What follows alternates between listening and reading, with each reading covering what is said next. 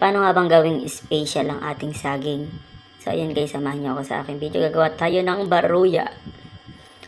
Alright, ito na mga gagamitin natin. Kaserola. Kukuha tayo ng isang special na panala. Dahil wala tayong panala, ito lang ang gagamitin natin. Baka kasi may alaga ang ating harina guys. Ayan. Bubuhos natin lahat yan ha. So, nakikita nyo guys, ayan, hindi kami bumibili na kung ano-anong gamit kasi nga nakalaan ang aming ipon sa totoong pangarap namin. Parang may peking pangarapan. So ayun, peking pangarap namin, ito pa ang buhay naming naka-apartment guys. Ayan, ibubusan natin lahat. Ayan. Ayan, sakto lang to, bali 20 pesos lang bili ko dito sa harina na to guys. Ayan, nasala na natin. Ayan, after nating salain guys, na nakikita nyo, ayan, may lumilipad pang, ano ba yung langaw ba yan? Hindi yan langaw. Naglalamok. Ayan, bumili tayo ng dalawang swakpak na Bear Brand. Ayan, lalagay natin yan guys. Ayan, simpleng-simple lang yung ingredients natin. May merienda ka na. Ayan guys. And after natin, sasunod natin special saging. Oh, hindi natin buo ilalagay yan. Parang di ka na grade 1. Kalma mo. At dahil dyan, anong gagawin? Kagayatin natin guys. Yan, ay set aside lang natin yung nilagay nating harina at milk. Bear Brand. Oh, charan. Ang bilis ano. Parang hindi ka na grade 1. Ayoko na nga sa earth. Ayan na yung ginayat natin. Very simple. Ayan, maliliit lang. Para lumasa dun sa harina ang saging natin.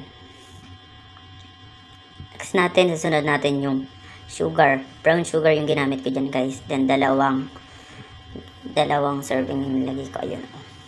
Hindi ko alam kasi kung ano yun. Bali, yan oh, tinan nyo naman oh. Oh, boom, panis. Diba? Daming kalat. Aha! After naman yan, nakita nyo naman, tap water ginamit natin. Di tayo mayaman. Ayan, hindi tayo gumagamit ng ng mineral. Lagay lang na sa rep yung pang inom-inom lang natin yan guys. Haluin natin ng haluin guys. Yan, so nakikita nyo, isang baso pa lang nalagay natin dyan.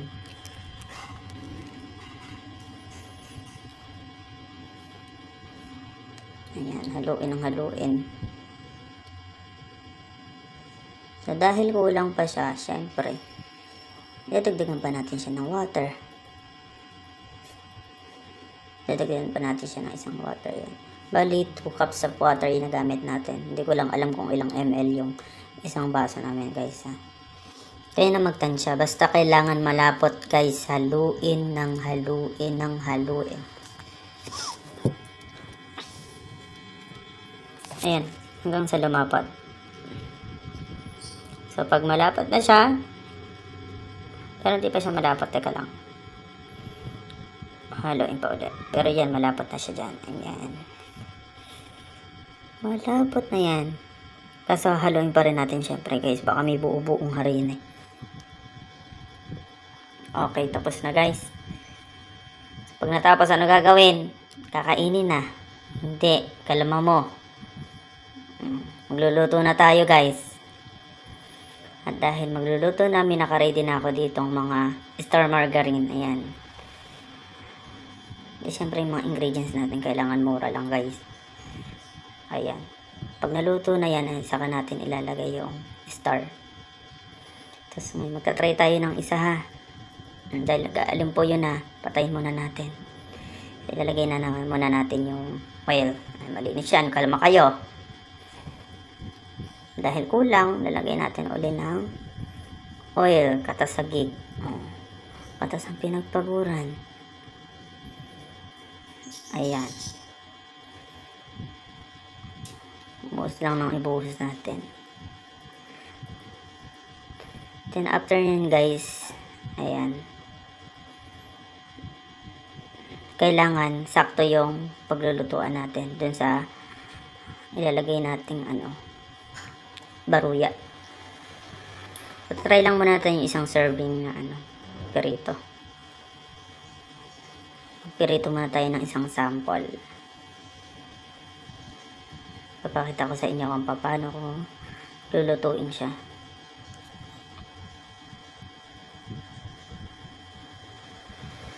Ayan guys. I think 3 pirito kaya dito sa kaldero na to eh. Ang kaldero naming mamahalin na yun, nasa ano namin. Ilagay ko yung link dyan sa baba. Char. Oh, ayan, nakita nyo oh. Parang hindi na grade 2. Ayoko na sa earth. Pumula na siya, no? So, ayan. Ilalagay na natin siya dito sa gilid. At ano ang gagawin? Susunod gagawin? Bubutasin. Hindi mabutas, papasuin. Dahil nabutas na siya, lalagyan natin ng star margarine yung ibabaw hanggang mainit. So, ganun lang guys. Paulit-ulit lang na ganyan ang gagawin natin habang nagluluto. Lalagyan ng star margarine sa ibabaw. So, ayun. Para mabilis. Anong gagawin? Bibilisan pa rin. So, ayun. Ganyan lang. Paulit-ulit hanggang sa matapos yung ating niluluto guys.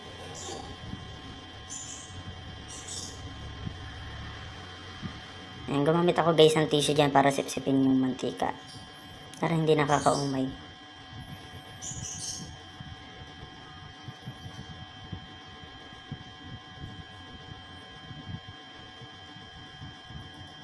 Yes, ayan. Nakita nyo, malaman habang kumakain, ano? Ayoko na nga. Nagigil ako. Ayan na nga ang pinaka finished product natin. Diba? Gutom ng mga Junakis ko later, kakainin na nila yan. Ayan, that's all for today's video.